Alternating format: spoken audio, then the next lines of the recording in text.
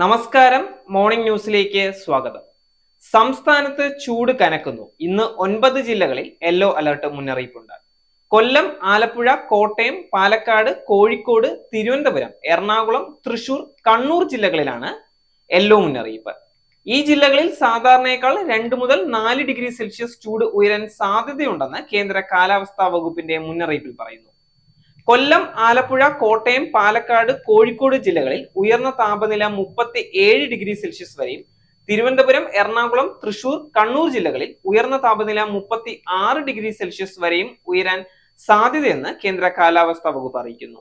മൂന്നാർ കന്നിമലയിൽ കാട്ടാന ആക്രമണത്തിൽ മണിയെന്ന് വിളിക്കുന്ന സുരേഷ് കുമാർ കൊല്ലപ്പെട്ടതിൽ പ്രതിഷേധിച്ച് LDF ഹർത്താലിന് ആഹ്വാനം ചെയ്തു.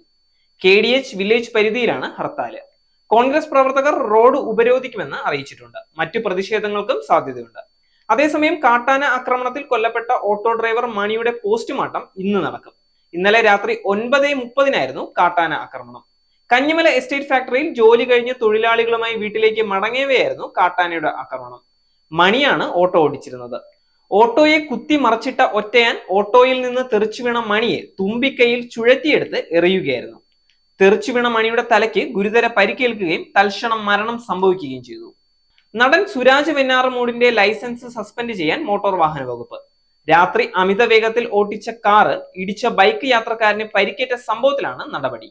മോട്ടോർ വാഹന വകുപ്പ് 3 തവണ കാരണം കാണിക്കൽ നോട്ടീസ് അയച്ചിട്ടും മറുപടി ലഭിക്കാതായതോടെയാണ് സസ്പെൻഷൻ നടപടി സ്വീകരിക്കാൻ അധികൃതർ തീരുമാനിച്ചത്. ജൂലൈ 29 രാത്രി തമ്മനം കാർണക്കോടം റോഡിലായിരുന്നു കേസിന് ആസ്പദമായ അപകടം. സുരാജ് ഓട്ടിച്ച കാറ് ബൈക്കിൽ ഇടിച്ച് ബൈക്ക് യാത്രികൻ മഞ്ചേരി സ്വദേശി ശരത്തിന്റെ വലത് കാലിലെ പെരുവിരലിന്റെ അസ്ഥി ഒടിയുകയും മറ്റ് 4 വിരലുകൾക്ക് മുറിവേൽക്കുകയും ചെയ്തിരുന്നു. പാലാരിവട്ടം പോലീസാണ് FIR മോട്ടോർ വാഹന വകുപ്പിനെ കൈമാറിയത്. രജിസ്റ്റർ ചെയ്ത് സുരാജിന് അയച്ച നോട്ടീസ് കൈപ്പറ്റിയതിന്റെ രസീത് RTOയ്ക്ക് ലഭിച്ചിരുന്നു. നേരിന്റെ വാർത്തകൾ നിങ്ങളുടെ വിരൽത്തുമ്പിൽ എത്താനായി സാക് ന്യൂസ് ചാനൽ സബ്സ്ക്രൈബ് ചെയ്തും ഷെയർ ചെയ്തും ഒരു ശരിയായ മാധ്യമ നിലപാടിന് നിൽക്കാൻ ഞങ്ങൾ നിങ്ങളെ ക്ഷണിക്കുന്നു.